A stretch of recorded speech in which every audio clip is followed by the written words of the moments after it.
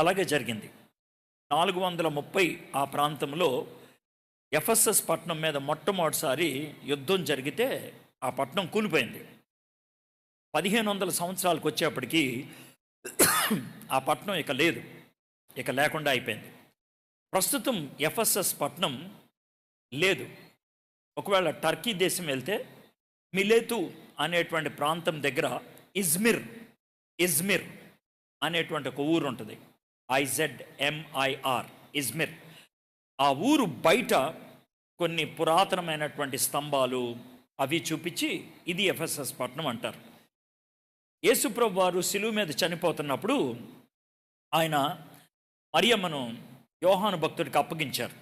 అందుకనే యేసుప్రభు వారి యొక్క మాటను బట్టి యోహాను మరియమ్మను చూసుకున్నాడు చివరిదాకా. ఆయనే బాధ్యత తీసుకున్నాడు. మరియమ్మ చరిత్ర ప్రకారం 103 సంవత్సరాలప్పుడు చనిపోయింది. ఆమె ఎఫెసస్ పట్టణంలో చివరిగా బతికింది. యోహాన్ దగ్గర ఒక పురాతనమైనటువంటి గుహ ఉంటుంది, కేవ్. ఆ కేవ్లో ఆమె ఉండేదని చాలామంది ఒప్పుకుంటారు.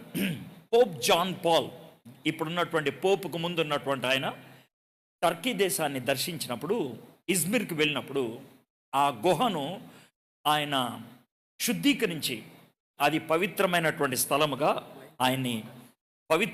స్థలముగా దాన్ని గుర్తించారు. అయితే యోహాను భక్తుడు 104 సంవత్సరాలు అప్పుడు చనిపోయాడు. అదే ఎఫెసస్ పట్టణంలో ఆయన్ని పాతిపెట్టారు. మరియమ్మ తర్వాత యోహాను భక్తుడి యొక్క సమాధులు అక్కడే ఉండే.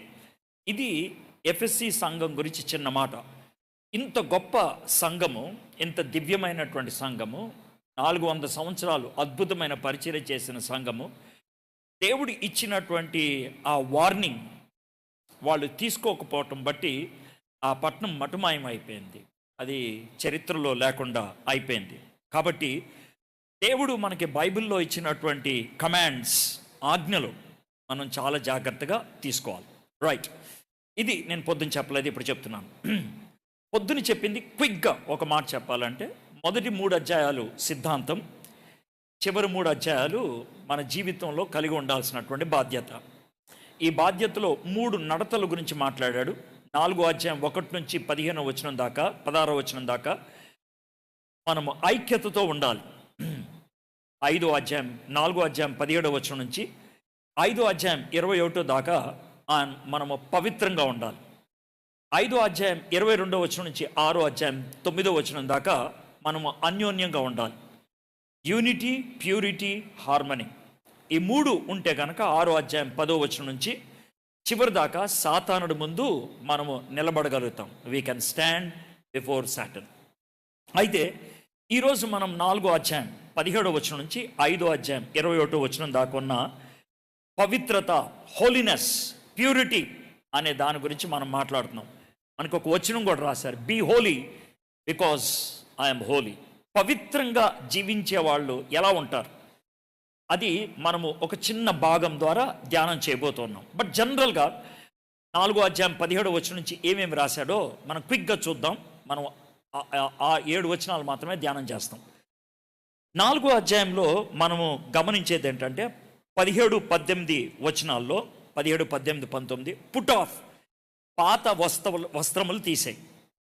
4వ అధ్యాయం 20వ వచనం నుంచి 24వ వచనం దాకా పుట్ ఆన్, కొత్త వస్త్రాలు ధరించండి. పుట్ ఆఫ్ తీసేయి, తర్వాత పుట్ ఆన్ అవి చెప్పాడు. 25 నుంచి 31వ వచనం దాకా రిప్లేస్మెంట్, దేంతో రీప్లేస్ చేయాలి. అబద్ధాన్ని సత్యంతో రీప్లేస్ చేయాలి, కోపాన్ని ప్రేమతో రీప్లేస్ చేయాలి, దొంగతనాన్ని కష్టపడి పనిచేయటంలో రీప్లేస్ చేయాలి, అనవసరమైనటువంటి మాటలు అర్థవంతమైనటువంటి మాటలతో రీప్లేస్ చేయాలి. మనము క్రోధము, కక్ష మానేసి మనము దేవునికి ఇష్టంగా జీవించాలి. రీప్లేస్మెంట్, దేనికి ప్లేస్లో ఏది రావాలి. అప్పుడు పరిశుద్ధాత్ముడు మనలో దుఃఖపడకుండా ఉంటాడు. ఇక్కడ ఒక చిన్న మాట చెప్పాలి. పరిశుద్ధాత్ముడిని దుఃఖపరచడం అంటే ఏంటి? మనము యేసు ప్రభుని సొంత రక్షకుడిగా అంగీకరించినప్పుడు మనలోకి పరిశుద్ధాత్ముడు వస్తాడు. పరిశుద్ధాత్ముడు మనలోనే ఉంటాడు. ఒకవేళ పరిశుద్ధాత్ముడికి ఇష్టం లేకుండా మనం వ్యవహరిస్తే, పరిశుద్ధాత్ముడు చెప్పిన దానికి వ్యతిరేకంగా వ్యవహరిస్తే ఆయన దుఃఖపడతాడు, ఏడుస్తూ ఉంటాడు. లోన్ అపరాధ భావం కలుగుద్ది, దుఃఖం కలుగుద్ది, సంతృప్తిగా మనకు ఉండదు. ఇది పరిశుద్ధాత్ముని దుఃఖపరచడం అంటే. పరిశుద్ధాత్ముడి గురించి ఇంకో మాట కూడా చెప్పారు, పరిశుద్ధాత్ముని ఆర్పొద్దు అని. పరిశుద్ధాత్ముని ఆర్పటం అంటే ఏంటనంటే, దుఃఖపడినటువంటి పరిశుద్ధాత్ముడు పదే పదే మనల్ని అడుగుతాడు, నువ్వు చేసిన తప్పు కదా, నువ్వు చేసిన తప్పు కదా అని. అయితే మనం గదివితే, పరిశుద్ధాత్ముని నొక్కిపడేస్తే, మనస్సాక్షిని నొక్కిపడేసి పదే పదే అదే పాపాన్ని చేసుకుంటూ వెళ్ళిపోతే పరిశుద్ధాత్ముడు ఆ విషయంలో ఆరిపోతాడు. అది మనకి బైబిల్లో ఉన్నటువంటి మాట. ఇది 4వ అధ్యాయం. 5వ అధ్యాయంలో 3 విషయాలు నేర్పిస్తున్నాడు. మొదటి 7 వచనాల్లో, 5వ అధ్యాయం మొదటి 7 వచనాల్లో మనము దేవుణ్ణి అనుకరించాలి, క్రీస్తుని అనుకరించాలి.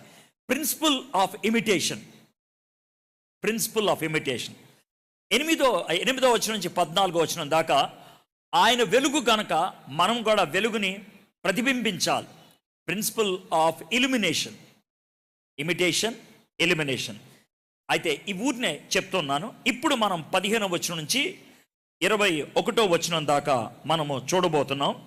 దీంట్లో ప్రిన్సిపల్ ఆఫ్ హోలీనెస్, పవిత్రంగా మనం జీవించినప్పుడు మనకుండేది ఏంటి అనేది 5 సూత్రాలు నేర్పిస్తున్నాడు దీంట్లో. ముందు చదివేస్తాను నేను 15వ వచనం నుంచి 21వ వచనం దాకా 5 సూత్రాలు ఏంటో ముందు మీకు చెప్పేస్తాను. ఆ తర్వాత వాటిని కొంచెంగా వివరిస్తాను. పొద్దున నేను చాలా ఎక్కువసేపు మాట్లాడాను, 1.5 గంటలు. ఇప్పుడు అంతసేపు మాట్లాడను. అయితే 50 నిమిషాల్లో పూర్తి అయిపోద్ది. ఇప్పుడు 9:12 అయింది, 10 గంటలకు పూర్తి అయిపోద్ది ఖచ్చితంగా. పొద్దున మాట్లాడినంత దీర్ఘంగా నేను మాట్లాడను. రైట్, చూద్దాం. దినములు చెడ్డవి గనక, యోహాను సువార్త, అదే అపోస్తలు ఎఫెసీయులకు రాసిన పత్రిక 5వ అధ్యాయం 15వ వచనం నుంచి. దినములు చెడ్డవి గనక మీరు సమయమును పోనీయక సద్వినియోగము చేసుకొనుచు అజ్ఞానుల వలె కాక జ్ఞానుల వలె నడుచుకున్నట్లు జాగ్రత్తగా చూచుకొనుడి. ఇందు నిమిత్తం మీరు అవివేకులు కాక ప్రభు యొక్క చిత్తం ఏమిటో గ్రహించుకొనుడి. మరియు మద్యముతో మత్తులై ఉండకుడి, దానిలో దుర్వ్యాపారము కలదు. అయితే ఆత్మపూర్ణులై ఉండుడి, ఒకరినొకడు కీర్తనలతోనూ సంగీతములతోనూ ఆత్మ సంబంధమైన పాటలతోనూ హెచ్చరించుచు మీ హృదయంలో ప్రభువును గూర్చి పాడుచు కీర్తించుచు మన ప్రభు అయిన యేసుక్రీస్తు పేరట సమస్తమును గూర్చి తండ్రి అయిన దేవునికి ఎల్లప్పుడూ కృతజ్ఞతాస్తుతులు చెల్లించుచు క్రీస్తునందలి భయముతో ఒకనికొకడు లోబడి ఉండుడి. దీంట్లో 5 ప్రిన్సిపల్స్, 5 సూత్రాలు ఉన్నాయని చెప్పాను. మొదటిది నడుచుకొనుడి అనే దాంతో ఉన్నది ద ప్రిన్సిపల్ ఆఫ్ కాండక్ట్. మనము ఎలాగ ప్రవర్తించాలి, ప్రవర్తన. మొదటి సూత్రం ప్రవర్తన గురించి. దేవునికి ఇష్టమైన బిడ్డలు, పవిత్రంగా జీవించే వాళ్ళ యొక్క ప్రవర్తన ఎలా ఉంటుంది? నీ ప్రవర్తన జాగ్రత్త అంటారు కదా, ఆ ప్రవర్తన గురించి ఒక్క సెంటెన్స్ రాశాడు, దాన్ని చూద్దాం. రెండోది సమయం. మొదటిది కాండక్ట్, రెండోది టైం. టైం ఎలాగ వినియోగిస్తాం, మనం టైంని ఎలా ఉపయోగిస్తాం, ఇది రెండోది. మూడోది, మొదటిది ప్రవర్తన, రెండోది సమయం, మూడోది నిర్ణయం, డెసిషన్ మేకింగ్. మనము నిర్ణయాలు ఎలా తీసుకుంటాం, నిర్ణయాలు ఎలా చేస్తాం, ఇది మూడో ప్రిన్సిపల్, మూడోది. నాలుగోది కంట్రోల్. మనల్ని నియంత్రించేదేంటి, మనల్ని కంట్రోల్ చేసేది ఏంటి, అది 18 నుంచి 20 దాకా ఉంటుంది. ఇప్పటికి 4 ప్రిన్సిపల్స్ అయింది. ఒకటి కాండక్ట్, ప్రవర్తన, రెండోది టైం, సమయం, మూడోది డెసిషన్ మేకింగ్, నిర్ణయం, నాలుగోది కంట్రోల్, మనల్ని నియంత్రించేదేంటి, ఐదోది 21వ వచనంలో ఉంటుంది సబ్మిషన్, మనలో ఉండాల్సినటువంటి లోబడేటువంటి నియమం ఏంటి. 5 ప్రిన్సిపల్స్, 7 వచనాలు, 5 సూత్రాలు ఇక్కడ చాలా స్పష్టంగా చెప్పాడు. దాన్ని చూద్దాం ఒక్కొక్క దాన్ని. అజ్ఞానుల వలె కాక జ్ఞానుల వలె నడుచుకున్నట్లు జాగ్రత్తగా చూచుకొనుడి. ఒకవేళ పౌలు భక్తుడు గనక ఈ ఆధునిక ప్రపంచంలో ఉంటే గనక రోడ్డు మీద సెంటర్లో మనకు ఉండేటువంటి ట్రాఫిక్ సిగ్నల్స్ ని ఆయన ఉదాహరణగా తీసుకునేవాడు. అయ్యా, రెడ్ లైట్ కనబడితే ఏం చేస్తావు? ఆగిపోతావు. ఎల్లో లైట్ కనబడితే ఏం చేస్తావు? అటు ఇటు చూస్తావు. గ్రీన్ లైట్ కనబడితే ఏం చేస్తావు? ముందుకెళ్తావు. కాబట్టి పౌలు భక్తుడు ఏమన్నాడంటే, అజ్ఞానుల వలె కాక జ్ఞానుల వలె నడుచుకున్నట్లు జాగ్రత్తగా చూచుకొనుడి. జాగ్రత్తగా చూచుకొనుడి. You have to be careful how you walk. నువ్వు ఏ విధంగా నడవబోతున్నావో నువ్వు జాగ్రత్తగా ఆలోచించాలి. అజ్ఞానులు కేర్లెస్, వాళ్ళకి ఏమాత్రం కూడా బాధ్యత ఉండదు, థాట్లెస్, ఆలోచన ఉండదు, మైండ్లెస్, బుద్ధి ఉండదు. కాబట్టి వాళ్ళ యొక్క నడత యూజ్లెస్, అది నిరుపయోగమైనదిగా ఉంటుంది. పౌలు భక్తుడు చెప్తున్నటువంటి మాట, బాబు నువ్వు ఆలోచించకుండా ముందుకెళ్ళిపోయొద్దు, నువ్వు ఇష్టం వచ్చినట్లు నడవద్దు, నువ్వు నిరుపయోగమైనటువంటి నడత అయిపోతుంది. ఉపయోగపడేటువంటి నడత రైట్ మారల్ డెసిషన్స్. గుర్తుపెట్టుకోండి, రైట్ మారల్ డెసిషన్స్. రైట్, ఏది రైటో మనకు ఎలా తెలుసుద్ది? ఏది రైటో, ఉదాహరణకి ఖరీదైనటువంటి మొబైల్ కొనుక్కుంటే ఆ మొబైల్తో పాటు మనకు ఒక మాన్యువల్ ఇస్తారు. మొబైల్తో పాటు మాన్యువల్. ఆ మాన్యువల్ ఏం చేస్తుందంటే ఆ మొబైల్ ఎలా పనిచేస్తుంది, ఏ బటన్ నొక్కితే ఏమొస్తుంది అది చెప్పుద్ది. కాబట్టి మాన్యువల్ తయారు చేసినటువంటి వాడు ఇచ్చాడు, కాబట్టి the manual has been given by the producer. కాబట్టి ఆ ప్రోడక్ట్ ఎలా పనిచేస్తుందో మాన్యువల్ చెప్పుద్ది. దేవుడు మనల్ని ప్రొడ్యూస్ చేశాడు, దేవుడు మనల్ని క్రియేట్ చేశాడు, దేవుడు మనకు ఒక మాన్యువల్ ఇచ్చాడు, అది Bible. Bible is the only book in the world that gives you what is right. ఏది సరి అయినది, ఏది నువ్వు చెయ్యాలి, ఏది చెయ్యకూడదు బైబిల్ చెప్తుంది. పౌలు భక్తుడు తిమోతికి రాసినటువంటి పత్రికలో ఏమంటాడంటే, దైవావేశము చేత ఇవ్వబడినటువంటి ఈ లేఖనాలు 4 విషయాలకి పనిచేస్తుంది. ఒకటి, బోధించడానికి, it tells what is right. రెండోది, ఖండించడానికి, it tells us what is not right. మూడోది, సరిదిద్దడానికి, it tells how to get right. మూడోది, తర్బీదు చేయడానికి, it tells us how to stay right. మొదటిది ఏది రైట్, రెండోది ఏది రైట్ కాదు, మూడోది రాంగ్లో ఉంటే రైట్ అవటం ఎలాగా, నాలుగోది రైట్లో కొనసాగటం ఎలాగా. ఇది దేవుని వాక్యం యొక్క ఉద్దేశం. It tells what is right, ఏది right. It tells what is not right, ఏది రైట్ కాదు. It tells how to get right, ఏ విధంగా రైట్ అవుతాం. It tells how to continue in right, ఈ రైట్లో ముందుకు కొనసాగటం ఎలాగా. Bible is the only book that gives us what is right. అందుకనే బైబిల్ చదవండి, బైబిల్ చదవండి, బైబిల్ చదవండి అని ఎందుకు అన్నాం అంటే, it gives you the creator's intentions to you.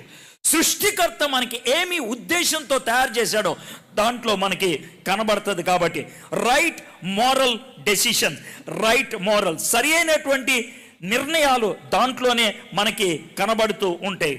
Right అనేది అది మారల్, నైతికమైంది. జాగ్రత్త వినండి, ప్రతి మానవుడికి దేవుడు నైతికతని ఇచ్చాడు.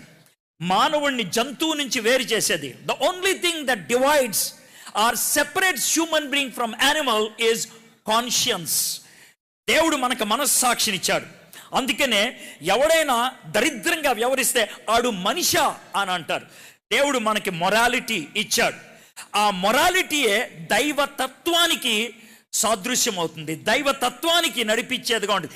దేవుడు కావాలి అనే తపన నైతికతను బట్టి, తప్పు చేస్తే అపరాధ భావం నైతికతను బట్టి. అయితే ఇక్కడ పౌలు భక్తుడు ఏమన్నాడంటే, గాడ్లీ కాన్షియన్స్, దైవికమైనటువంటి మనస్సాక్షి, దేవుని వాక్యము చేత నడిపించేటువంటి మనస్సాక్షి మనకుండాలి.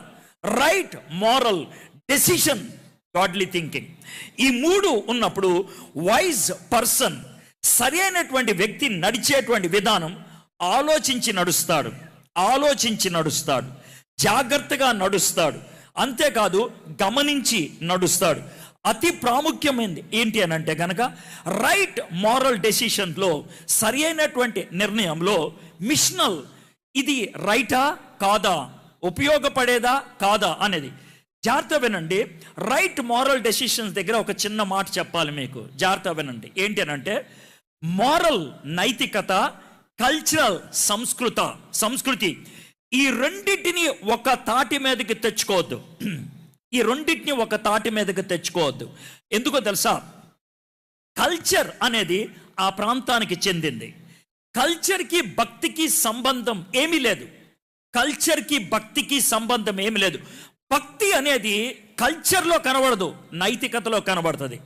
కల్చర్లో భక్తిని ప్రదర్శిస్తారు లేకపోయినా. ఉదాహరణకి పెద్దోళ్ళు ఎవరిని వచ్చారనుకోండి, మనం భక్తితో ఇలా తల వంచి లోన తిట్టుకుంటూ ఉండొచ్చు, దరిద్రుడు పనికిమాలినోడని.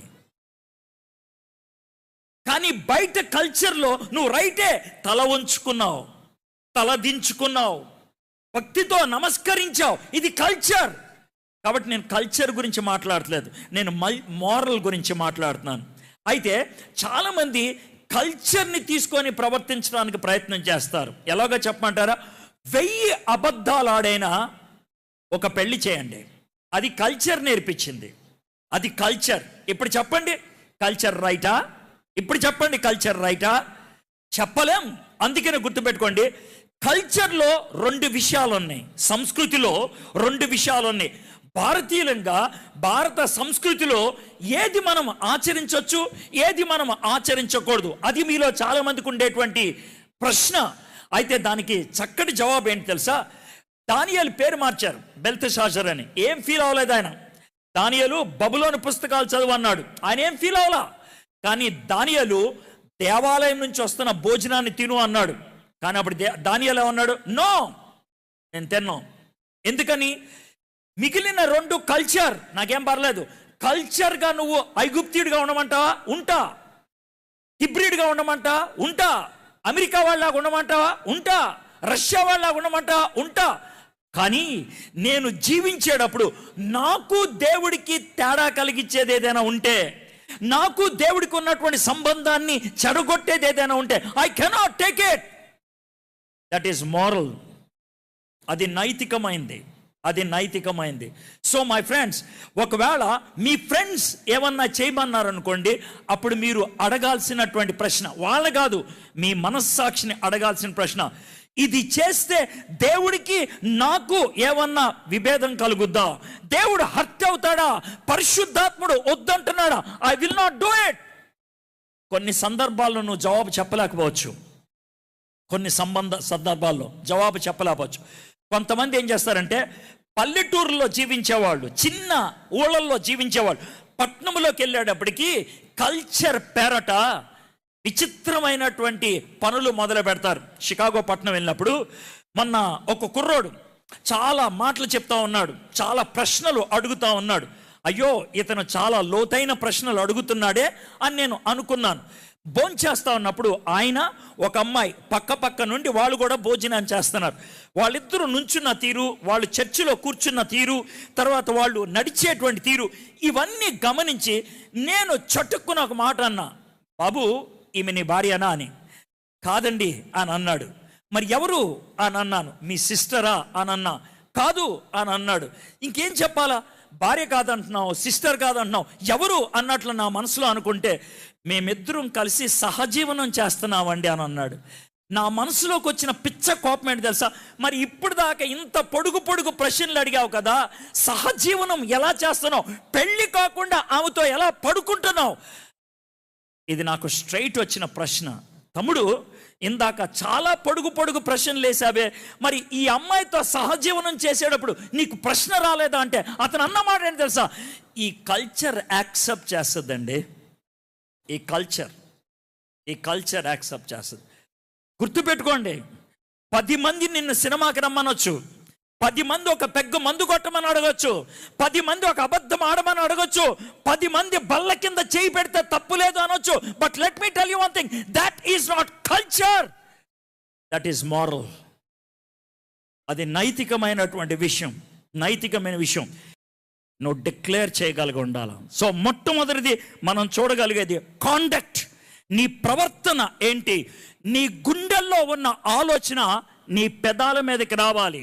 ఇతరులకి చెప్పేది నీ బతుకులో ఉండాలి. నువ్వు నమ్మింది నీ నడతలో కనబడాలి. What you believe is seen in your what you are walking. నీ టాకింగే నీ వాకింగ్ అవ్వాలి, నీ మాటే నీ బాట అవ్వాలి. అది పౌలు భక్తుడు చెప్తున్నాడు. 2 పనికిరావు. నువ్వు మాట్లాడేది ఒకటి, నువ్వు ప్రవర్తించేది ఒకటైతే ఇట్స్ అ కాంట్రాస్ట్. అది పనిచేయదు. పవిత్రత అంటే అది. హృదయ శుద్ధి గలవారు ధన్యులు, వారు దేవుణ్ణి చూచెదరు. హృదయ శుద్ధి అంటే గ్రీక్ టర్మినాలజీలో ఉన్న అర్థం ఏంటి తెలుసా? హృదయంలో రెండు ఆలోచనలు ఉండవు, ఒకే ఆలోచన. You live on one decision, you live on one thought, you live on one principle. దాన్నే ద ప్రిన్సిపల్ ఆఫ్ కాండక్ట్ అని అన్నారు. రెండోది, దినములు చెడ్డవి కనుక మీరు సమయమును పోనీయక సద్వినియోగము చేసుకొనుచు. దినములు చెడ్డవి కనుక మీరు సమయమును పోనీయక సద్వినియోగము చేసుకొనుచు. సద్వినియోగం, ఈ మాటను జాగ్రత్తగా గమనించండి. వినియోగం. సద్వినియోగం అంటే వినియోగదారుడు అని ఎవరిని అంటారు? కన్జ్యూమర్. ఒక ప్రోడక్ట్ ఉంటే దాన్ని కొనుక్కునేవాడు, వాడుకునేవాడు కన్జ్యూమర్. అయితే ఇక్కడ సమయాన్ని ఒక ప్రోడక్ట్, ఒక కన్జ్యూమర్ తీసుకునేటువంటి ఒక వస్తువుగా చెప్పారు. నేను సమయాన్ని ఎలాగ చూస్తానంటే, సమయము ఒక గుడ్డు లాంటిది. సమయము ఒక గుడ్డు లాంటిది. ప్రపంచంలో ఏ కోడి గుడ్డు పెట్టినా, ప్రపంచంలో ఏ కోడి గుడ్డు పెట్టినా ఆ గుడ్డుకి మూడు గమ్యాలు. ప్రపంచంలో ఏ కోడి గుడ్డు పెట్టినా ఆ గుడ్డుకుండేది మూడు గమ్యాలు. నెంబర్ 1, ఆ గుడ్డు మళ్ళీ పిల్ల అవుద్ది, ఇది నెంబర్ 1. 2, ఆ గుడ్డు కూరలోకి వెళ్తుంది. నెంబర్ 2. 3, ఆ గుడ్డును వాడకపోతే చెత్తకుండీలోకి వెళ్తుంది, ఇది 3. ఈ 3 కాకుండా ఇంకేమన్నా ఉన్నాయా? లేవు, 3. Either it has to become a chick, or it has to become a curry, or it will go into the dustbin. So ఇక్కడ సమయం గురించి మాట్లాడుతూ ఏమన్నాడంటే, సమయము దేవుడిచ్చేటువంటి బహుమానం. దేవుడు సమయాన్ని అందరికీ ఒకేలాగిచ్చాడు. నువ్వు బెగ్గర్ అవ్వచ్చు, లేకపోతే బిల్ గేట్స్ అవ్వచ్చు, 24 గంటలే నీకు ఉండేది. నువ్వు పిఎంగా ప్రైమ్ మినిస్టర్ అవ్వచ్చు, పిఎంగా పని మనిషి అవ్వచ్చు, నీకుండేది 24 గంటలే. కానీ గొప్పోడు ఎవడో తెలుసా? ప్రైమ్ మినిస్టర్ కాదు, బిల్ గేట్స్ కాదు. గొప్పోడు ఎవడో తెలుసా? The one who utilise 24 hours in a profitable way. సద్వినియోగం చేసేటువంటి వాడు గొప్పోడు. దుర్వినియోగం చేయటం, సద్వినియోగానికి ఆపోజిట్ ఏంటి తెలుసా? దుర్వినియోగం. సమయానికి ఉన్నటువంటి లక్షణాలు జాగ్రత్తగా చెప్తాను, వినండి.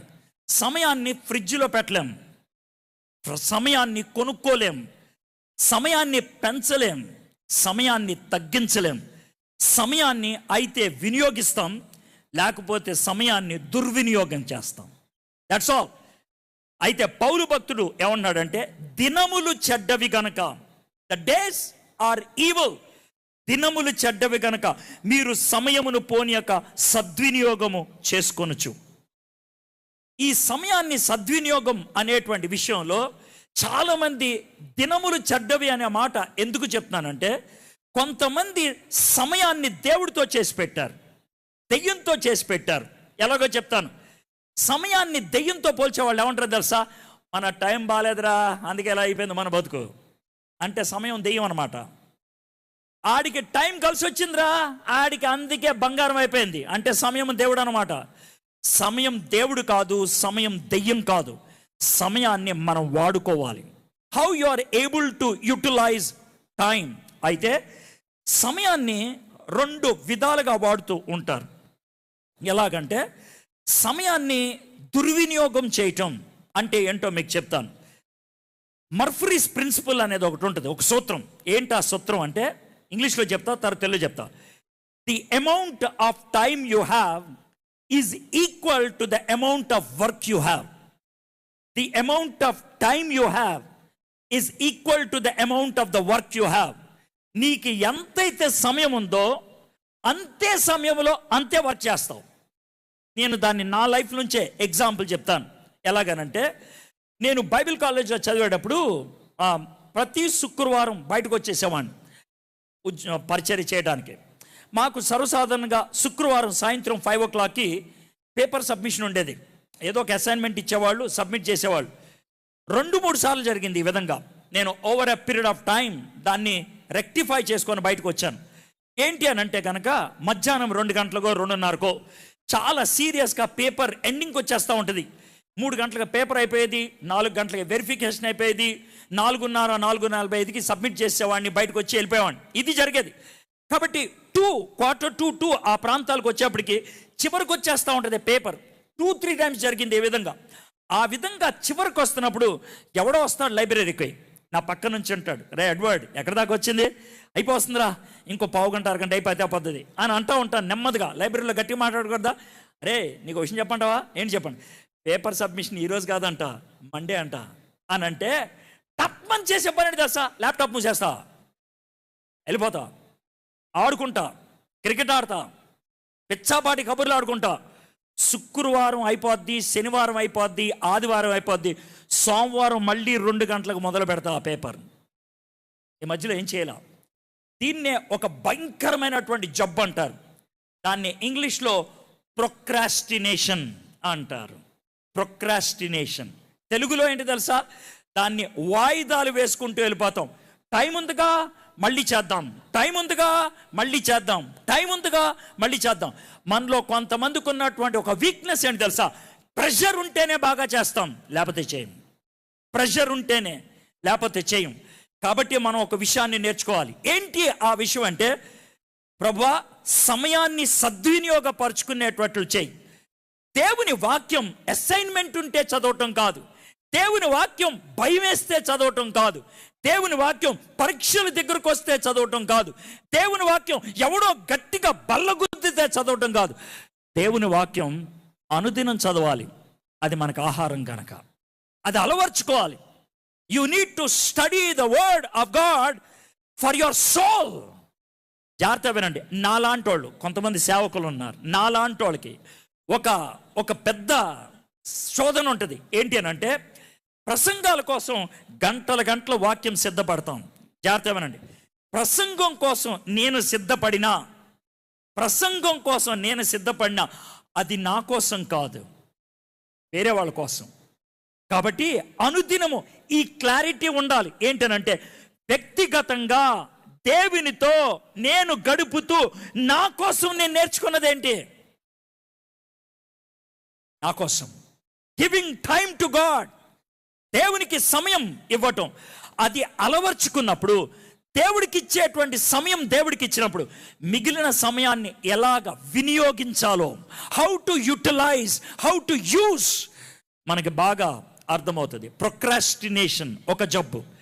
కొంతమందికి ఇంకొక జబ్బు ఉంటుంది. ఏంటదనంటే వర్క్హాలిక్స్.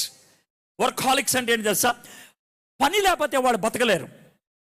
ఓ పని చేస్తారు, ఎక్కువ సంపాదించాలని పని చేస్తారు, ఎక్కువ పేరు సంపాదించుకోవాలని పని చేస్తారు, ప్రజలలో కనబడాలని పని చేస్తారు, గుర్తింపు కోసం పని చేస్తారు. ఇది చాలా దరిద్రమైనటువంటి అలవాటు. దీని గురించే యేసు ప్రభువారు మార్తా మరియలతో మాట్లాడేటప్పుడు, నువ్వు ఎక్కువ హడావిడి చేస్తున్నావమ్మా, అంత అవసరం లేదు, ఇక్కడ కూర్చో. వర్క్హాలిక్స్ అది ఆయన చెప్పేది. అయితే ఇక్కడ జాగ్రత్తమనండి, టైం అనేటువంటి పదాన్ని ఇక్కడ ఉపయోగించినప్పుడు 2 పదాలు ఉంటాయి గ్రీక్లో. ఒకటి క్రానాస్, రెండోది కైరాస్. క్రానాస్ అంటే ఒకదాని తర్వాత ఒకటి, కైరోస్ అంటే అవకాశాలు. ఇక్కడ ఉపయోగించిన పదం కైరాస్, అవకాశం. సో పౌలు భక్తుడు ఆయన ఉపయోగించినటువంటి మాట ఏంటి అని అంటే, దినములు చెడ్డవి గనక మీరు సమయము పోనీయక సద్వినియోగము చేసుకొనొచ్చు. దేవుడు నీకు ఇచ్చినటువంటి అవకాశాన్ని దుర్వినియోగం చేసుకోవద్దు. చాలామంది చదువుకునే పిల్లలు కనబడుతున్నారు, యంగ్ స్టూడెంట్స్ కనబడుతున్నారు. కాలేజీలో నువ్వు ఉండేటువంటిది ఒక కైరాస్, ఒక అవకాశం. మీలో కొంతమంది ఉద్యోగాలు చేసేవాళ్ళు ఉన్నారు, ఆఫీస్లో నువ్వు ఉద్యోగం చేస్తూ ఉంటారే, అదొక కైరాస్, అవకాశం. కొంతమందికి ట్రాన్స్ఫర్ అయిపోతూ ఉంటుంది ప్రతి 3 సంవత్సరాలకి ఏ ఊర్లో ఉంటున్నావు, అది కైరాస్, అది ఒక అవకాశం. What does this mean? దాని అర్థం ఏంటి? నేను ఒక ఊర్లో కొంతకాలం ఉన్నప్పుడు నా జీవితం వారి మీద ఎలాంటి ప్రభావాన్ని చూపించింది. నేను ఒక వ్యక్తితో మాట్లాడినప్పుడు, when I speak to an individual, దేవుడు నాకు ఇచ్చినటువంటి అవకాశం, మళ్ళీ నాకు అవకాశం దొరకదేమో, వాడిని నేను మళ్ళీ కలవనేమో, probably I may not meet him again, మళ్ళీ చూడనేమో. కాబట్టి నా నోటి నుంచి ఏ మాట వస్తే వాడికి ఉపయోగపడుతుంది. నాకు చాలామంది ఫోన్లు చేస్తూ ఉంటారు, చాలామంది ఆ ఫోన్ చేసినప్పుడు వాళ్ళు అడిగే ప్రశ్న నా మైండ్లో క్విక్గా అనలైజ్ చేయటమే కాకుండా ఇంకో పక్కన ప్రభా what should I tell him, మళ్ళీ వాడు ఫోన్ చేస్తాడో లేదో తెలీదు, మళ్ళీ వాడితో కలిసే అవకాశం ఉంటుందో లేదో నాకు తెలియదు. I need to speak to him something that should impact his life. తన జీవితాన్ని ప్రభావం చేసే విధంగా నేను మాట్లాడాలి. చాలాసార్లు నేను మనుషుల్ని హర్ట్ చేశాను. నేను ఒప్పుకుంటాను అది. I have hurt several people, చాలా మందిని బాధ పెట్టాను. కానీ ఆ బాధ ఎందుకు పెట్టానో తెలుసా? వాళ్ళల్లో పరివర్తన రావాలని, వాళ్ళలో ఆలోచన కలగాలని. యోసేపు బాధ పెట్టాడు వాళ్ళ అన్నల్ని, కచ్చి తీర్చుకోవడానికి కాదు. యోసేపు వాళ్ళ అన్నల్ని బాధ పెట్టాడు ఎందుకు? ఆయన సాడిస్ట్గా వ్యవహరించడానికి కాదు. వాళ్ళ డబ్బులు వాళ్ళకే ఇచ్చేసి ఎవడు దొంగతనం చేశాడని అడగటం, బెంజమిన్ యొక్క సంచిలో కప్పురి పెట్టేసి ఎందుకు దొంగతనం చేసావని అడగటం. యోసేపు ఎందుకు అలా చేశాడు? కక్ష సాధిస్తానుక కాదు, వాళ్ళలో పరివర్తన కలగటానికి. వాళ్ళలో పరివర్తన వచ్చింది. యూదా లేచి మాట్లాడుతున్నాడు, అయ్యగారు మేము తప్పు చేశాం, దేవుడే మా తప్పుని బయట పెట్టాడు. He uses the word Elohim, దేవుడు బయట పెట్టాడు ఈ తప్పుని. యోసేపు సమయాన్ని సద్వినియోగపరుచుకున్నాడు. వన్ షాట్ సమయాన్ని సద్వినియోగం చేసుకున్నాడు. మై ఫ్రెండ్స్, శోధన వస్తుంది మనకి, సమయాన్ని సద్వినియోగించుకుంటామా? యోసేపుని ఆ అమ్మాయి పొతీఫర్ భార్య ఆమె శోధించింది. వన్ ఛాన్స్ మిస్యూజ్ చేసుకోలేదాన, రైట్ యూటిలైజ్ చేశాడు. నో, నేను జైల్లోకి వెళ్ళినా పర్లేదు, నీతో మాత్రం నేను పడుకోను. శోధన ఒక ఆపర్చునిటీ నీ క్యారెక్టర్ని బయట పెట్టడానికి. శ్రమ ఒక ఆపర్చునిటీ నీ క్యారెక్టర్ని బయట పెట్టడానికి. ఇతరులతో మాట్లాడేటువంటి సంఘటన ఒక ఆపర్చునిటీ నీ క్యారెక్టర్ బయట పెట్టడానికి. How are you utilising your chance? మీరు చాలామంది ఇన్ని పాఠాలు నేర్చుకుంటున్నాడు, ఇన్ని విషయాలు నేర్చుకుంటున్నారు. వెన్ యూ గో బ్యాక్, వెనక్కి వెళ్ళినప్పుడు మీ విలేజ్లో, మీ గ్రామంలో, మీ ఊర్లో దేవుడిచ్చేటువంటి అవకాశాన్ని సద్వినియోగం చేసుకోండి. సో దీన్ని టైం ప్రిన్సిపల్ అంటారు.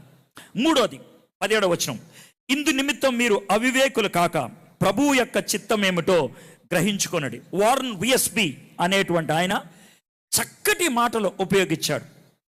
ఒకటి ప్రవర్తన గురించి, రెండోది సమయం గురించి, మూడోది చిత్తం గురించి.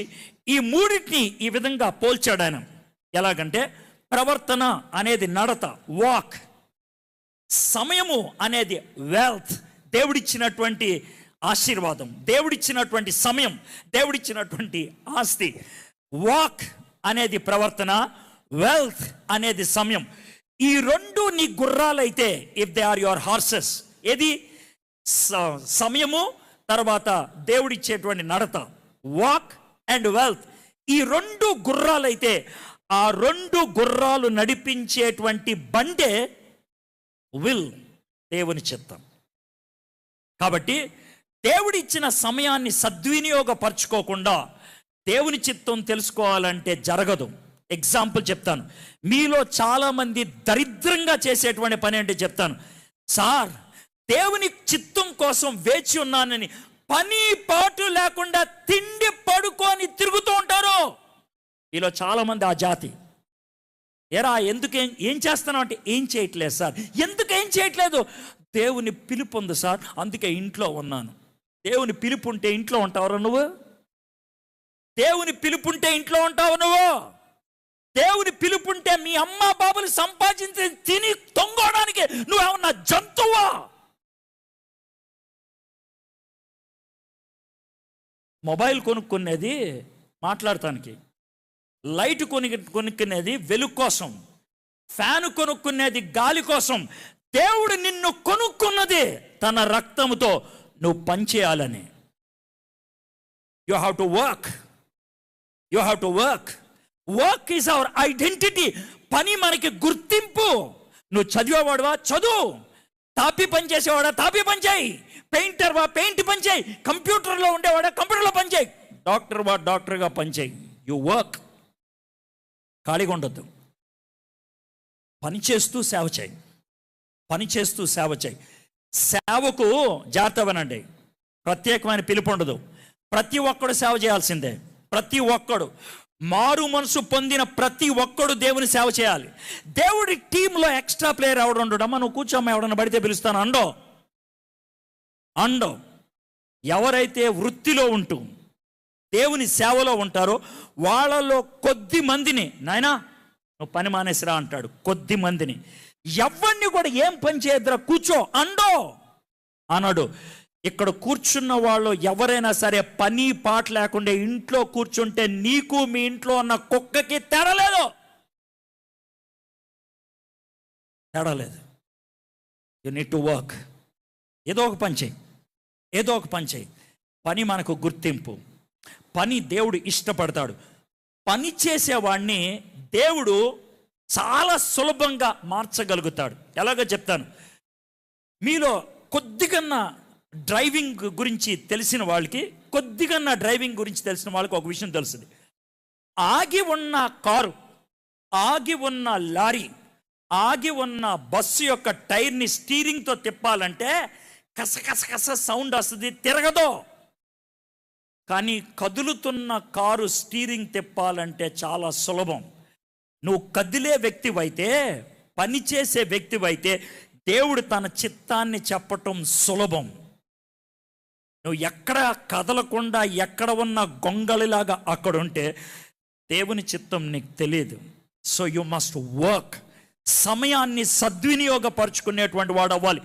దేవుడిచ్చినటువంటి వెల్త్, సమయం, దాన్ని సద్వినియోగం చేసుకునేవాడు అవ్వాలి. సో నడత సరిగ్గా లేకపోతే దేవుడు నిన్ను వాడుకోలేడు.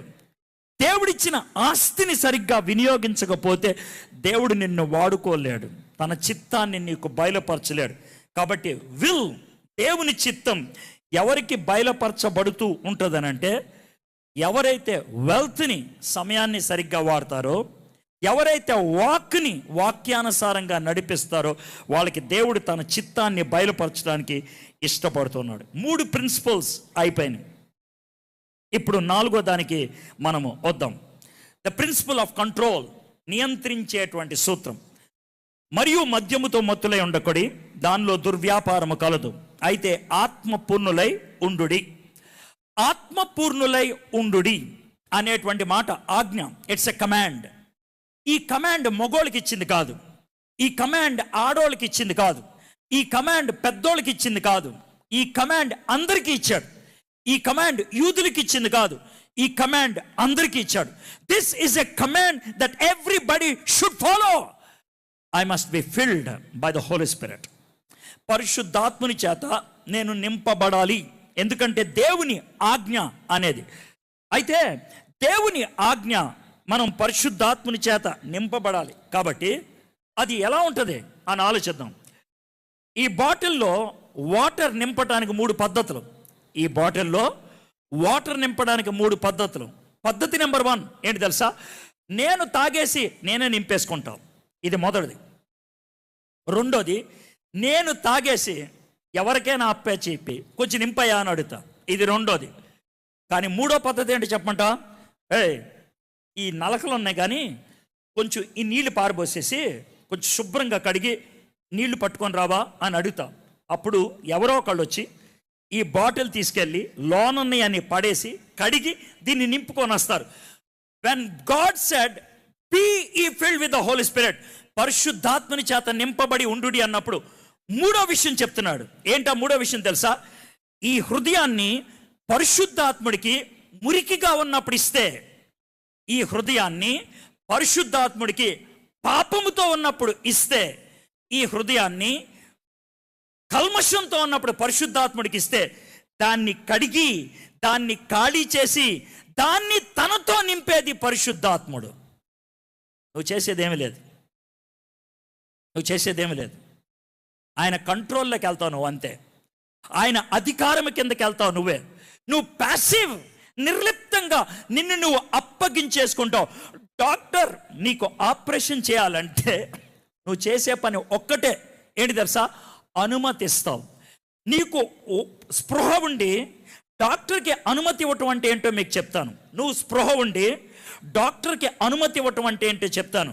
ఒకవేళ డాక్టర్ నీకు ఇంజెక్షన్ ఇవ్వడానికి వస్తే నీకు భయం వేసి ఈ ఏళ్ళని గట్టిగా పట్టుకొని నరాలు ఇలా బిగపడితే డాక్టర్ చెప్పే మాట ఏంటి తెలుసా?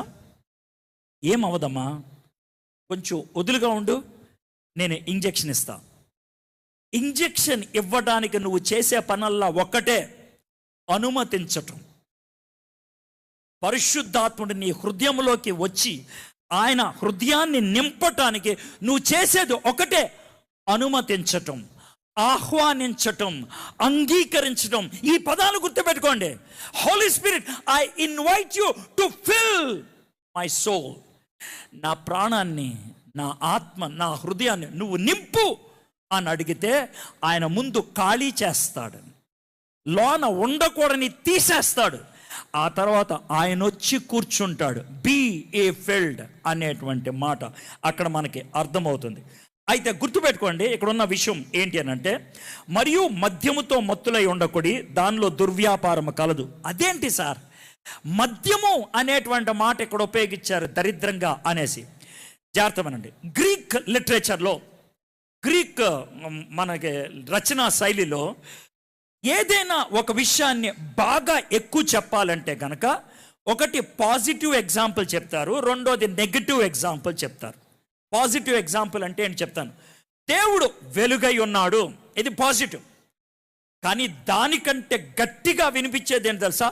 ఆయనలో చీకటి ఎంత మాత్రమూ లేదు. నెగటివ్, కానీ చాలా ఎక్కువ దానికి భావం ఇస్తుంది. ఎదుటివాడి కంటిలో నలుసు తీయక ముందు నీ కంటిలో దూలాన్ని చూచుకో. కాంట్రాస్ట్. ఇక్కడ కూడా ఆత్మపూర్ణులై ఉండుడి, దీనికి కాంట్రాస్ట్. ఒక విధంగా చెప్పాలంటే మద్యముతో మత్తులై ఉండకూడదు. ఏంటి ఆ కాంట్రాస్ట్ అంటే, మందు కొట్టినోడు మందు యొక్క కంట్రోల్లో ఉంటాడు, పరిశుద్ధాత్మనితో నింపబడిన వాడు పరిశుద్ధాత్మని కంట్రోల్లో ఉంటాడు. అక్కడ దాకా కామన్. కానీ మందు కొట్టినోడు వాడు ఏం చేస్తున్నాడో వాడికి తెలియదు, ఎందుకంటే మందు ఏం చెప్తే అది చేస్తాడు. కానీ పరిశుద్ధాత్మతో నింపబడిన వాడు వాడేం చేస్తున్నాడో వాడికి తెలియదు అనేది అబద్ధం. కొంతమంది కుప్పిగంతులేస్తూ ఉంటారు, బట్టలు సరిగ్గా మీద కూడా లేకుండా డొర్లుతూ ఉంటారు. అది దెయ్యం ఉంటే అలా జరుగుద్ది, పరిశుద్ధాత్ముడు ఉంటే అలా జరగదు. No no no. పరిశుద్ధాత్ముడు ఉంటే కంట్రోల్ ఉంటుంది. భాషల్లో మాట్లాడతారా? మాట్లాడతారు. దేవుని స్తుతిస్తారా? స్తుతిస్తారు. ఏడుస్తారా? ఏడుస్తారు. నేనేమి కాదనట్లా. All your emotions are there, but they are in perfect control. పరిశుద్ధాత్మని చేత నింపబడినప్పుడు మనలో సెల్ఫ్ కంట్రోల్, ఆశా నిగ్రహం బాగా ఉంటుంది. You know when to stop and you know when not to stop. ఒక్కసారి క్లాసిక్ ఎగ్జాంపుల్ ఇస్తాను. ఆల్టర్ మీద, బలిపీఠం మీద పడుకోబెట్టాడు. ఎవరిని? సొంత కొడుకుని, ఐజక్ని. చేతిలో కత్తి పట్టుకున్నాడు. ఎవరు? అబ్రహాము. కత్తి పైకెత్తాడు. కత్తి వస్తా ఉంది ఇలాగా స్పీడ్గా, ఒక్క దెబ్బతో తల నరికేసేయాల ఇస్సాకుది. ఇక్కడ దాకా వచ్చిన తర్వాత దేవుడు చెప్తున్నాడు, ఆగు అబ్రహాం అంటే, ఇక్కడికి వచ్చిన కత్తి ఆగిపోయింది. అది కంట్రోల్ అంటే, అది కంట్రోల్ అంటే, అది కంట్రోల్ అంటే. When you are filled by the Holy Spirit you have perfect control. పరిపూర్ణమైన నియంత్రణ పరిశుద్ధాత్ముడి కింద ఉంటుంది. పరిశుద్ధాత్ముని చేత నింపబడితే ఏం జరుగుద్ది? 19-20 వచనాలు. ఒకరినొకడు కీర్తనలతో, సంగీతములతో, ఆత్మ సంబంధమైన పాటలతో హెచ్చరించచ్చు. ఫస్ట్ వర్డ్ హెచ్చరించచ్చు అనేటువంటి మాట. హెచ్చరించ, ఇంగ్లీష్లో స్పీక్ అనే పదం ఉపయోగించాడు, కానీ అది రైట్ వర్డ్ కాదు. వాన్, హెచ్చరించటం. వాన్, టీచ్, బోధించటం. సో పరిశుద్ధాత్మని చేత నింపబడినప్పుడు సొల్లు చెప్పాం, సత్యం చెప్తాం. వాళ్ళని బుజ్జగించం, హెచ్చరిస్తాం. వాళ్ళని కవర్ చేయం, రివీల్ చేసేటట్లు చేస్తాం. పరిశుద్ధాత్ముడు ఉంటే జరిగే పని అది. పరిశుద్ధాత్ముడు ఉంటే సత్యం బయటికి రావాలి, మనిషి సరి అవ్వాలి, మానవుడు పాపాన్ని ఒప్పుకోవాలి. అది ఎవరైనా సరే. అందుకే ఉన్నాడు తెలుసా, పాట పాడినా, వాక్యం చెప్పినా, కబుర్లాడినా, ఆత్మపూర్ణులై ఉన్నప్పుడు ఒకరినొకడు కీర్తనలతోనూ సంగీతములతోనూ ఆత్మ సంబంధమైన పాటలతోనూ హెచ్చరించచ్చు. Even the song you sing. చాలామంది క్వైర్లో ఉండేవాళ్ళు ఉన్నారు, వర్షిప్ నడిపించే వాళ్ళు ఉన్నారు. మీరు ఒక పాట చూస్ చేసుకున్నప్పుడు what you want to reveal through that song? ఆ పాట ద్వారా ఏం చూపించదలుచుకున్నారు? మీ టాలెంట్నా, మీకున్న గొప్పతనాన్న, ఆ పాటలో ఉన్నటువంటి నాజూకుతనాన్న, కొత్త పాట నీకు వచ్చిందనా? ఆలోచించుకోండి. దేవుడి నీకు ఒక అవకాశం ఇచ్చి, చేతికి ఒక మైక్ ఇచ్చి పాట ద్వారా ప్రజలకు బోధించరా అంటే సొల్లుగట్టెళ్ళిపోతావు నువ్వు. నిన్ను నువ్వు ప్రదర్శించుకొని వెళ్ళిపోతావా ఇక్కడికి వచ్చి? ఇదేమన్నా టాలెంట్ షో అనుకున్నావా? అవకాశం చారు విడుచుకోవద్దు. You have been given a chance, use it for the benefit of the people. ప్రజల యొక్క ఉపయోగపడాలి. వర్తమానం ఏమిచ్చారు, ఈ వర్తమానానికి అనుగుణంగా ఏం మాట్లాడాలి? What should I speak through the song? అది ఆలోచించండి. మొదటిది హెచ్చరించుచు, మీ హృదయములలో ప్రభువును గూర్చి పాడుచు కీర్తించుచు. ఒకటి టీచింగ్, రెండోది వర్షిప్. ఒకటి బోధ, రెండోది ఆరాధన. గుర్తుపెట్టుకోండి, ఇక్కడ ఆరాధన బయటికి చెప్పలా. ఆరాధన ఏమని తెలుసా? మీ హృదయములలో ప్రభువును గూర్చి పాడుచు కీర్తించుచు. Let me tell you one thing. వర్షిప్లో హైయెస్ట్ లెవెల్ ఏంటి తెలుసా? ఆరాధనలో హైయెస్ట్ లెవెల్ ఏంటి తెలుసా? నోరు మూసుకొని కళ్ళు మూసుకొని పడుకొని పోతాం. That is the highest level. యోహాన్ ఏమంటాడు తెలుసా? చచ్చిన వాని వలె పడి ఉంటేని అంటాడు. చచ్చిన వాని వలె పడి ఉంటేనే. అవాక్కైపోవటం. రిన్సబ్ అడ్వర్టైజ్మెంట్ చూసినప్పుడు నాకు వచ్చిన మొట్టమొదటి తలంపు, ఒక తొక్కలో సబ్బుకి అవాక్కైతే దేవుని మహిమకు అవాక్ అవటం చేతకాని మనుషుల్ని ఏమనాలని. ఆయన మహిమ, ఆయన శక్తి, ఆయన గొప్పతనం నేనేం చేయాలి తెలుసా? అలా అయిపోవాలి నువ్వు. That is the highest form of worship. అందుకనే కీర్తనలో ఈ మాట అంటాడు, ఓరకుండుడి, నేనే దేవుడిని అని తెలుసుకోండి. Be silent and know that I'm the lord.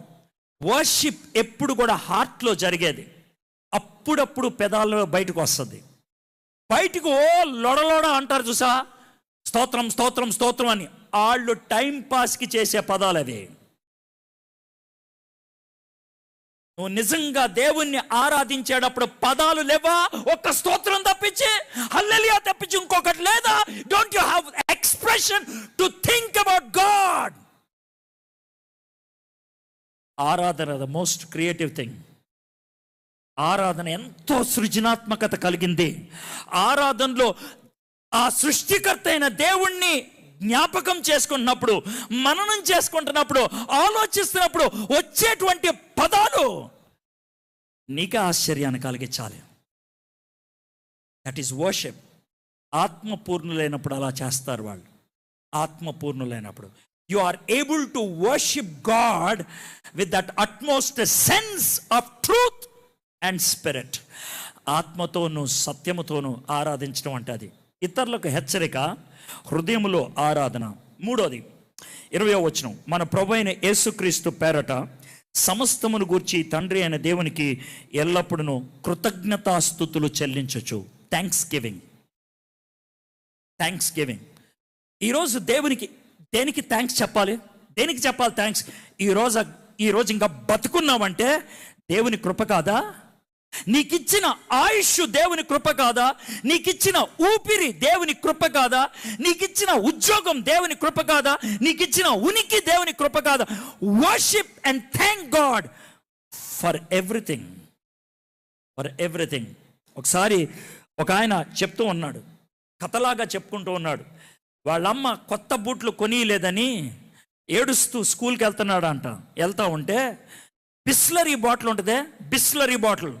Bisleri bottle ఖాళీ అయిపోతే 2 బిస్లరీ బాటిల్ అణిచివేసి ఆ బిస్లరీ బాటిల్కి తాడు కట్టి ఒక వ్యక్తిని చెప్పుల్లాగా బిస్లరీ బాటిల్ని వాడుకొని నడుస్తూ ఉంటే, ఎండలో ఆ యొక్క వేడిని తట్టుకోవడానికి బిస్లరీ బాటిల్స్ని ఆయన చెప్పులుగా చేసుకొని నడుస్తూ ఉంటే, వాళ్ళ అమ్మను బూట్లు ఇవ్వలేదని కోపగించుకున్న సన్నివేశం గుర్తొచ్చి, ప్రభువా నాకు కనీసం మంచి చెప్పులు ఉన్నాయి. వాడు బిస్లరీ బాటిల్లో వెళ్తున్నాడు. అదైపోయిందా? ఇంకొంచెం ముందుకెళ్తే ఒక ఆయన ఒక్క కాలుతో వెళ్తున్నాడు. ఒక్క కాలికి చెప్పు వేసుకోలేక ఎండలో మండిపోతూ వెళ్తుంటే మరీ బాధ వచ్చిందంట. ప్రభువా చెప్పులు లేవని ఏడ్చాను, నాకు కాళ్ళు ఇచ్చావు నువ్వు. You have given me legs.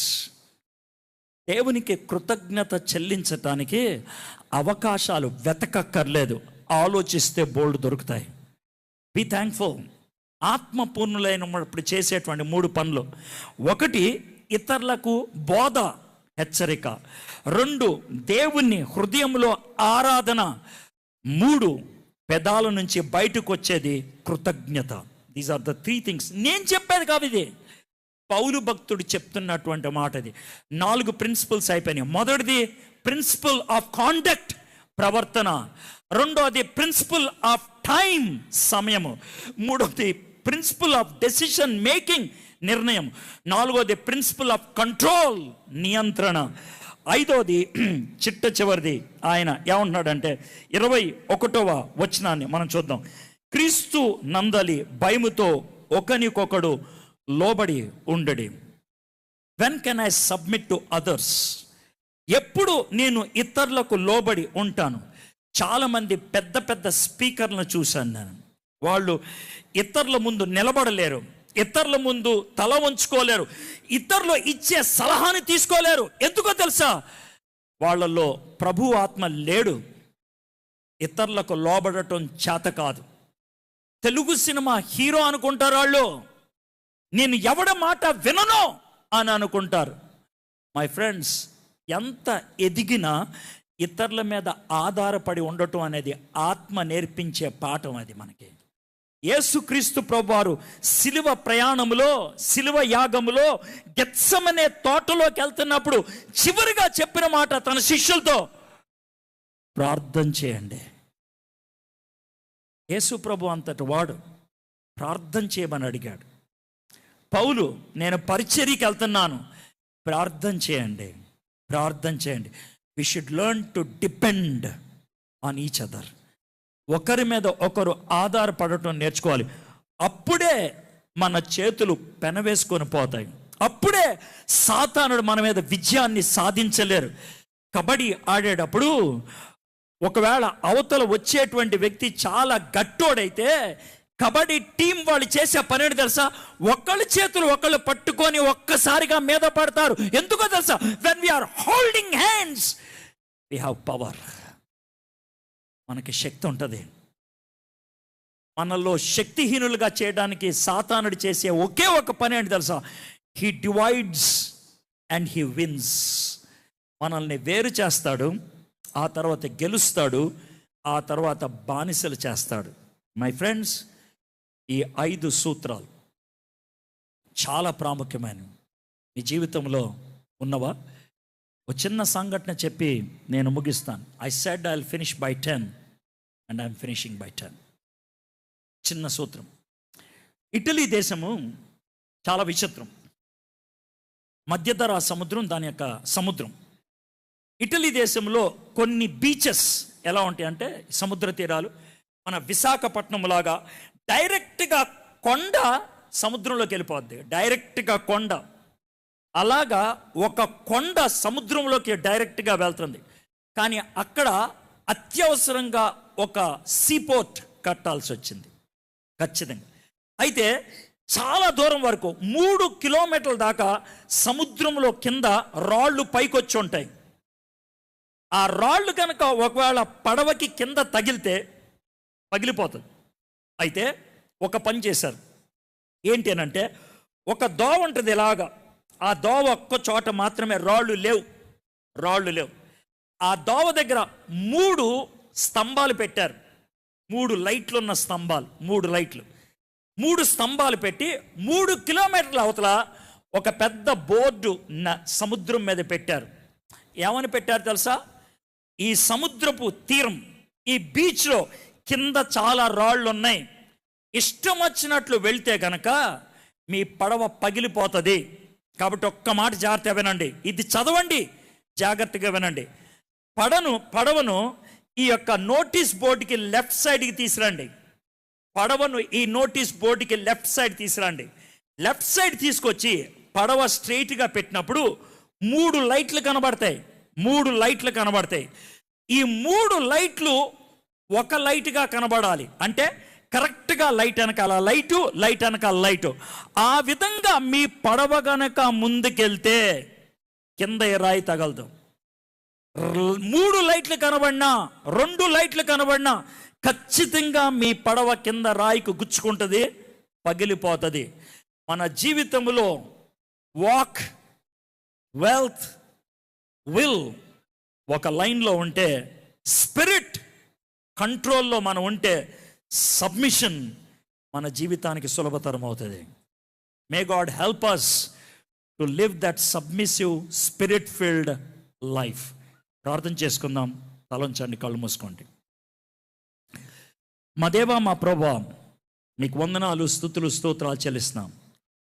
ఎఫెసీలకు రాసిన పత్రిక ద్వారా మీరు నాకు నేర్పించిన పాఠాలకే మీకు వందనాలు చెల్లిస్తున్నాం. 5 సూత్రాలు మీరు మాకు నేర్పించారు ప్రభా. మా ప్రవర్తన, మా సమయ వినియోగం, మా నిర్ణయాలు తీసుకోవడానికి నీ చిత్తాన్ని తెలుసుకోవటం, ఆత్మపూర్ణులై జీవించటం, ఒకళ్ళకొకళ్ళు లోబడి జీవించటం, ఈ 5 లేకపోతే మేము పరిశుద్ధులం కాదు ప్రభా. We are not living a holy life. పరిశుద్ధులుగా ఉన్నప్పుడు ఇవి మా జీవితంలో ఉంటాయి ప్రభా. ఇక్కడికి వచ్చిన ప్రతి ఒక్కరూ ప్రభా ఈ 5 నియమాలు, ఈ 5 సూత్రాలు తమ జీవితంలో కలిగి ఉండగలుగుటకు, నీకు మహిమకరమైనటువంటి జీవితం, ఉపయోగపడేటువంటి జీవితం, సమయాన్ని సద్వినియోగం చేసుకునే జీవితం, ప్రతి అవకాశాన్ని వినియోగించే జీవితం, మీ చిత్తాన్నే చేసేటువంటి జీవితం, వాళ్ళ యొక్క నడత మీకు ఇష్టంగా నడవటం, అది వాళ్ళకి నేర్పించమని యేసు నామములో ప్రార్థన చేయుచున్నాం తండ్రి. ఆమేన్.